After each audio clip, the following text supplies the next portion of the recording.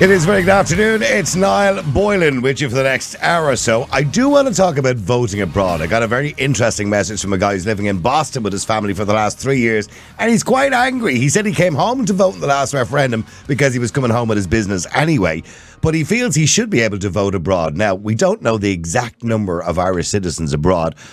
Look, if we're talking about expats, it could be between 60 and 80 million. But realistically, holding an Irish passport and being a citizen is the one thing that should entitle you to vote. We're very unique in this country. We're one of only 3 countries in Europe that don't allow you to vote abroad. But there could be anywhere up to 2 million people holding an Irish passport anywhere in the world at this present time. So that would definitely affect the voting when it comes to particularly referendums. So should we allow Irish people to vote abroad? That's the question I'm asking today, and I want you to text on 085 100 22 55. That's 085 100 22 55. There's an argument for that they're Irish citizens and they should be involved, in what happens in this country. But the argument against is, well, they pissed off, didn't they? I mean, they don't really care, and that doesn't really affect them if they're going to stay in Spain or America or other parts of Europe or whatever it happens to be. The referendum choices or the general election choices for 5 years are probably not going to affect them. So why should they be allowed to vote? So there are 2 arguments for this. Now, voting is very important, of course, and on June the 7th, you are going to have an opportunity in this country to vote not only in the EU elections,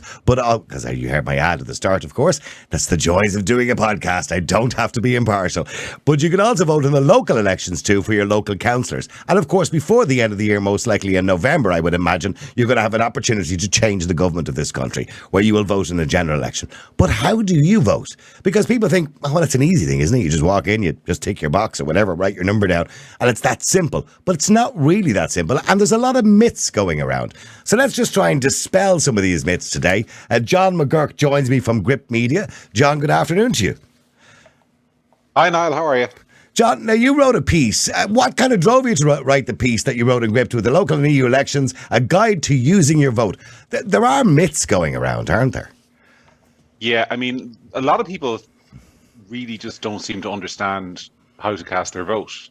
I saw one of your fellow candidates in Ireland South the other day. I know you're not running in Ireland South, you're running in Dublin.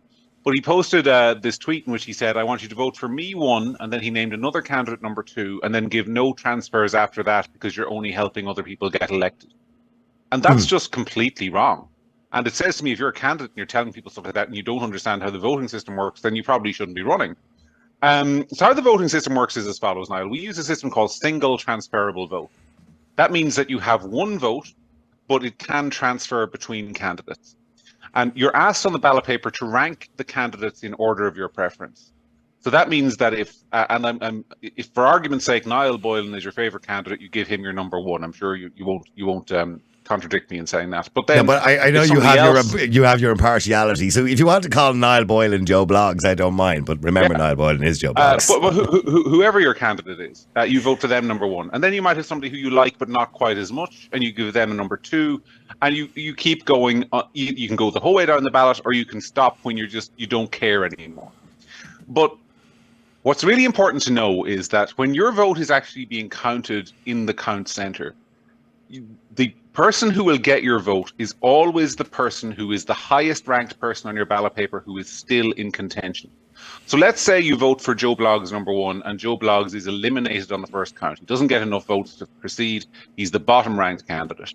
Your next preference, your second preference, will then get that vote, and it will be counted the exact same as if it was a number 1. And then if your second preference goes out, it goes to your third preference. And that vote will only go to the highest ranked person on your ballot paper who is still in the election. That's really important. So sometimes I hear people say things like, Simon Harris got elected on the 15th count and your 9th preference could elect Simon Harris. That is true, but it's only true if you have given Simon Harris a higher preference on your ballot paper than somebody else who's still in the election, and nobody higher than that is still in the election. So that's really important to know. You can't accidentally elect Simon Harris or indeed Niall Boylan or indeed John McGuirk by ranking us number 11 and saying, "Oh well, I didn't intend to elect them. It was accidentally done." That's not how it works. That person only gets your vote if there's somebody else who you actually thought, well, I prefer Simon Harris or John McGuirk or Niall Boylan to that person. So that's really important to Okay, understand. so this myth that goes around that, yeah, okay, I'm going to go in and let's say I want to vote for Niall Boylan, right? And I'm going to give, but I don't want anyone else to get the position, so I'm not going to vote for anyone else. And then people say, oh, well, no, don't do that, because if you don't put anyone else down your sheet, the government gets your vote. And that's a kind of myth that's being perpetrated as well at the moment. Yeah, that's complete rubbish. So, candidates can only get your vote if you've put somebody below them on the ballot paper. So the best way to think about this is it's always a contest between two people, right? So when you vote, say, Joe Bloggs 1 and Josephine Bloggs 2, Joe Bloggs gets your vote, but it's ahead of the number 2 person. And then when the number 1 person goes out, your vote goes to the number 2 person, and she's in a competition with the number 3 person, and so on and so forth. So it's always ranking one person ahead of another. So how I vote often is I will go down. I will normally I'm voting in Ireland South this time. I think there are 23 candidates on the ballot paper. I already know who 25, I think. Actually, I think it's 25. There's a record now at this stage, isn't there? 25 candidates in the South. 25. Yeah, There for are 5 too many. seats. So I think I'm not going to vote the whole way down for the first time in my life. But yeah. I already know, let's say, who my top 3 are going to be, and I already know who the next 3 after that are going to be. Are you going to tell us? And then probably. No, because then I'd be shot, wouldn't I? But then I'll tell you. Then I'm probably going to go through. After that, it'll be any independent who I haven't already voted for will be getting my vote after my top 6, say. And then I look at who's left on the ballot paper. And what I usually do in that situation, just fixing my headphones now, is I will decide, well, who do I not want to get elected? And so, for example, and this won't be a secret to anyone who reads what I write, I'll always put a bunch of people in before the people before profit candidate. Because as far as I'm concerned, if it comes down to that last seat, and it's a choice between, say, a Fianna Fáil candidate and a people before profit candidate, I actually do care who wins that seat. I'd much prefer to have a sort of centrist politician in that seat than the people before profit guy. So that's how to think about it. You're not, and if that case, my vote might actually be used to elect a Fianna Fáiler, but that will only happen if all the people I voted way ahead of him have already been elected or eliminated. In other words, it's unlikely that the Fianna Fáiler will ever get your vote. In other words, in that point, it's unlikely they'll ever get it. So you're going to fill the whole sheet. So, is it ever advisable just to put one down? So, in other words, put number 1 down beside Niall Boylan or Joe Bloggs. Is that ever advisable to do that? Well, it's legal. That's the first thing to say. Your vote is valid so long as there is a clear first preference. But the important thing to remember is that your first preference is literally only counted in the first count. So if I mark Joe Bloggs number 1 on my ballot paper, then that goes into his pile on the first count. And if he's elected on the first count, great. Or if he's in contention the whole way through, great. But if he happens to get only, say, 20 votes and he's eliminated on the first count, then basically your say over the rest of the election goes with it. You no longer have a say because you haven't said, well, if my guy doesn't get it, this is who I want to get it instead. And that's the option your vote gives you. And if you're entirely free and you're within your rights not to choose that option, but understand why you're doing that. If you're doing it because you think choosing other options will somehow help, candidates you don't like get elected, then that's just wrong. If you're doing it because you genuinely only like one guy and genuinely couldn't care who else gets elected, then that's fine. But don't do it because you misunderstand the vote. And your preferences for second, third and fourth. So let's say you vote for your Joe Bloggs at number 1 and the quota, say, for the EU elections, let's say it's 70,000 votes based on how many people vote, how many candidates there are, how many seats, there's 4 seats. So your Joe Bloggs gets 110,000 votes. So now we have 40,000 votes spare. So those particular votes, are they going to then go to the second preferences then, on that sheet, because Joe Bloggs has already got through. He's got his seat, he's covered, he's got a 70,000 plus 1 vote. So those second and third preferences, is that where they come in valuable as well? Yeah, absolutely. So this is what's called a surplus. So I'm going to explain this very quickly so that people understand how this works technically. In order to get elected in in proportional representational single transferable vote, you have to achieve as a candidate something called the quota. This is basically a mathematical formula of votes that would say you're guaranteed to fulfill proportionately 1/4 of the electorate if there's 4 seats or 1/5 of it if there's 5. So basically that formula is the total number of valid votes cast divided by the total number of seats plus 1 and with 1 vote added on. You don't really need to understand it, but that's what the quota is. But if a candidate gets over the quota, then they are said to have a surplus. And those additional votes, so in your example, the quota is 70,000, somebody gets 110,000. Those additional 40,000 votes are then available to be transferred. Now, how are those votes chosen? How do you know which of the 110,000 votes become the 40,000 votes that are transferred?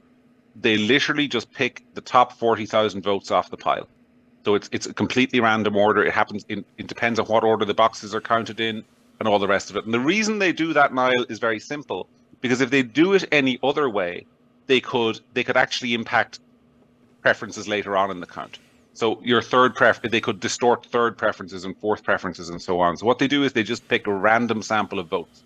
And people think, oh, is that fair? It actually is fair, because if you think of, let's say 110,000 people vote for, Joe Bloggs, they are likely, if they're all agreed on the first candidate they're voting for, they are likely to have a substantial consensus for their second and third preferences. People are very similar.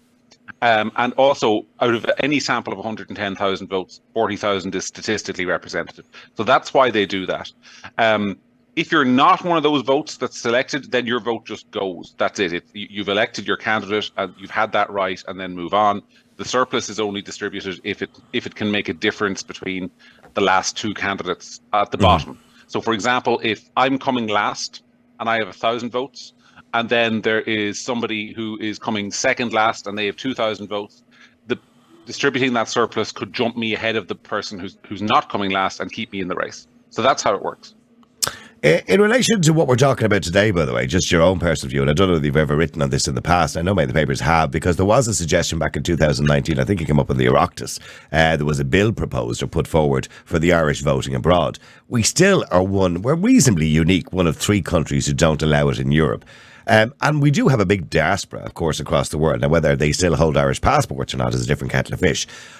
It's hard, and I've Googled it and Googled it and Googled it to get an actual figure of the amount of people who hold an Irish passport around the world. The figure is anywhere between 1 and 3 million.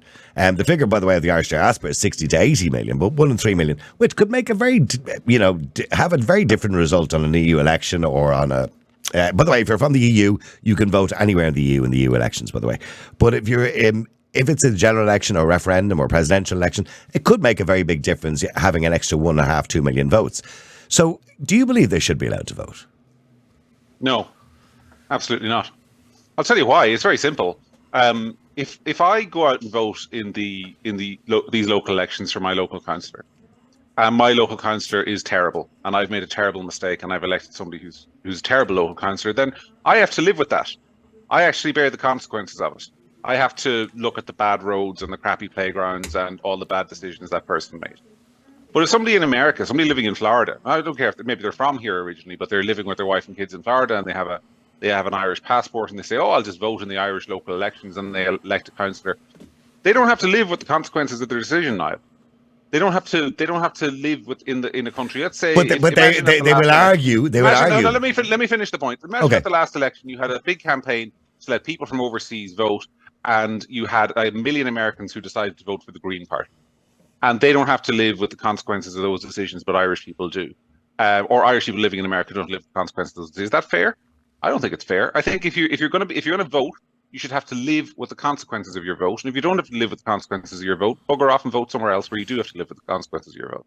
And you know what? I completely agree with you. But in the absence of impartiality, I'm giving you the alternate argument. And the alternate argument that I've heard from listeners when I've talked about it on the radio is, that they might not always be in Spain. They might not always be in Belgium or in America or whatever it is. And their children may want to move back home. And if it's a referendum or a general election, leaving aside local elections, because you are right, they're more local issues. But leaving aside that, in a general election, it's a 5-year term. They may want to come back during that 5 years. So those things that they vote for may have, an effect on their lives in the next 5 years, or the next generation of their family, or their kids who may want to move back to Ireland. So they'll argue that, they still should have an input into how Ireland is being run. Yeah, I hear that argument, and I sympathise with it, and I still don't agree, because let's say Gript decided to make me North American correspondent starting in January next year, and told me I was going to be living in Washington, covering the White House for the next 5 years. Should I then have a vote in the American presidential election because I'll have to live with it next year? I mean, it doesn't make any sense.